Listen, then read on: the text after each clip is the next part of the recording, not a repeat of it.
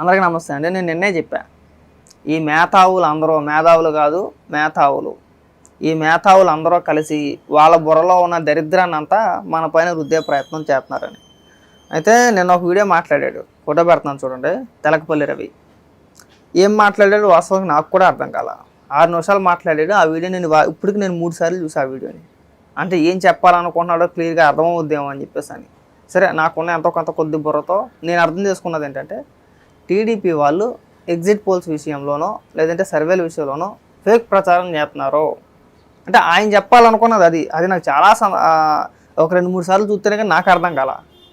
ఒకసారి వినిపిస్తాను చూడండి, లాస్ట్లో అర్థమైంది మాట నాకు.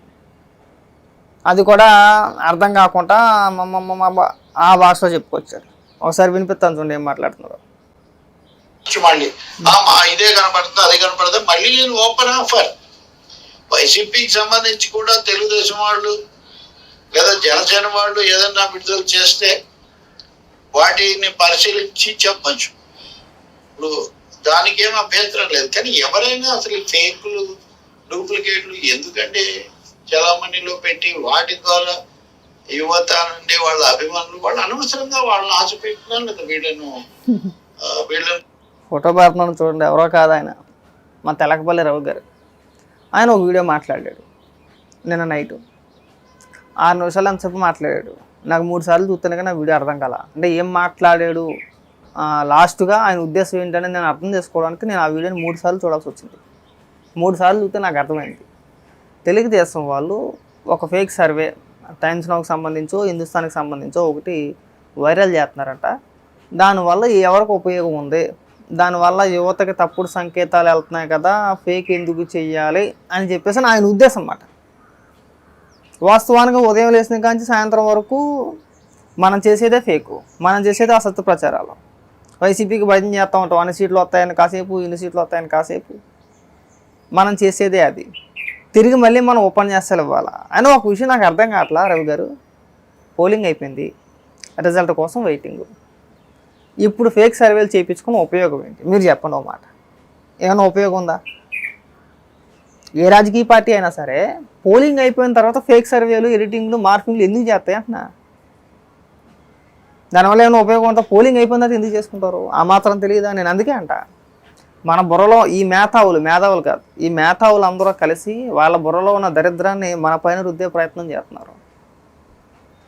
ఏ మేధావైనా తీసుకోండి, ఏ జర్నలిస్ట్ అయినా తీసుకోండి, జర్నలిస్టులు మేధావులు, స్వయం ప్రకటిత మేధావులు మాట. తల పండిపోగానే ప్రతి ఒక్కడు మేధావే. తలకి తొక్కే సంబంధం ఉండదు. మనం విశ్లేషణ చేసినప్పుడు దేనికోసం విశ్లేషణ చేస్తాం మాకు అర్థం కాదు. మనం ఉదయం లేచిన కానీ మాట్లాడితే పచ్చి అబద్ధాలు. ఒక్క విశ్లేషణ ప్రజలను ఉద్దేశించి ఉండదు, ప్రజలకు ఉపయోగపడేది ఉండదు. మన దరిద్రాలన్నింటినీ మన బుర్రలో ఉన్న పెంట అంతా కూడా జనాల మీద రుద్దే ప్రయత్నం కదా మనం చేసేది. అవునా కదా రవి గారు? మీరు ఆ మాట క్లారిటీగా చెప్పండి. మీ విశ్లేషణ నేను చాలా సందర్భాల్లో చూసాను, గతంలో చూసాము, మళ్ళీ చాలా సందర్భాల్లో చూసాము. ఏకపక్షంగా ఉంటాయి, ఒక పార్టీ కొమ్ము కాస్తూ ఉంటాయి. సరే, దానికి కూడా మాకు అభ్యంతరం లేదు. ఇప్పుడు మళ్ళీ మన ఏడుపు ఏంటంటే, ఇగో వీళ్ళు ఎలా ప్రచారం చేస్తున్నారు. మళ్ళీ అమాయకుల్లా కూర్చొని చేస్తే ఉపయోగం ఏంటి? ఎవరికైనా ఫేక్ చేస్తే ఎవరికి ఉపయోగం? అలా చెయ్యొచ్చా అంటే నువ్వు ఉదయం లేచిన కాంచి నువ్వు చేసేది ఏంటో. ఉదయం లేచిన కాంచి రవి గారు మనం చేసేది ఏంటి అంటున్నా. మనం చేసేదే రోత అంటే మళ్ళీ మన ఎదుటికి పాఠాలు చెప్పడం. వీళ్ళు పాఠాలు చెప్పేస్తారు మళ్ళీ ఒక్కొక్కసారి. జర్నలిజం విలువల గురించి, మేధావుల గురించి, రాజకీయ పార్టీల గురించి, ప్రజల గురించి మళ్ళీ పక్కనోడికి పాఠాలు చెప్పాడు. మీరు ఎలా ప్రవర్తించాలి, మీరు చేయడం తప్పు, ఇది ఏకపక్షంగా వ్యవహరిస్తున్నారని చెప్పేసి మళ్ళీ ఎదుటని వీళ్ళు వేలెత్తి చూపించాడు. మనం వెళ్ళాం ఇక్కడ, మన విశ్లేషణ మనం వెళ్ళాం ఇక్కడ. ఆ సాక్షిలో కూర్చోనో, టీవీ 9లో కూర్చోనో, ఐ డ్రీమ్లో కూర్చోనో పేర్లు వినగానే మనం టక్మని వెలిగేస్తాయి. ఐ డ్రీమ్ అనగా, సాక్షి అనగా, టీవీ 9 కానీ, ఎన్టీవీ కానీ, ఇవన్నీ పేర్లు తెప్పి టక్మని వెలిగేస్తాయి మనకి, ఏ పార్టీకి కొమ్ము కాస్తాయో అనేది కదా. నువ్వు విశ్లేషణ చేసేదే వాళ్ళ ఛానల్స్లో కూర్చొని నువ్వు న్యూట్రల్గా మాట్లాడతావని చెప్పేసి మేము ఎలా అనుకోవాలి? ఎందుకు ఈ పనికిమాలిన విశ్లేషణ అంటున్నా నేను.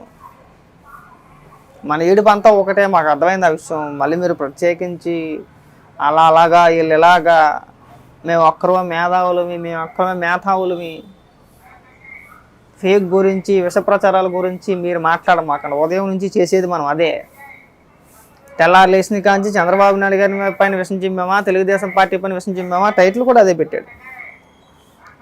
టైటిల్ కూడా ఏం పెట్టాడు? టీడీపీ విజయం, exit time story fake, Hindustan times research, times fake favour TDP అని చెప్పేసి ఏదేదో పెట్టాడు. ఒక టైటిలే క్లారిటీ లేదు.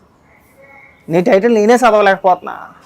ఒక టైటిల్ క్లారిటీ ఉండదు, చెప్పే మాట క్లారిటీ ఉండదు, ఆ విధానం క్లారిటీ ఉండదు. నువ్వు 6 నిమిషాలు మాట్లాడితే నేను 3 సార్లు చూడాల్సి వచ్చింది.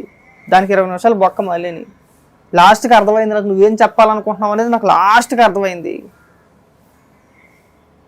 మనము మేధావులమే.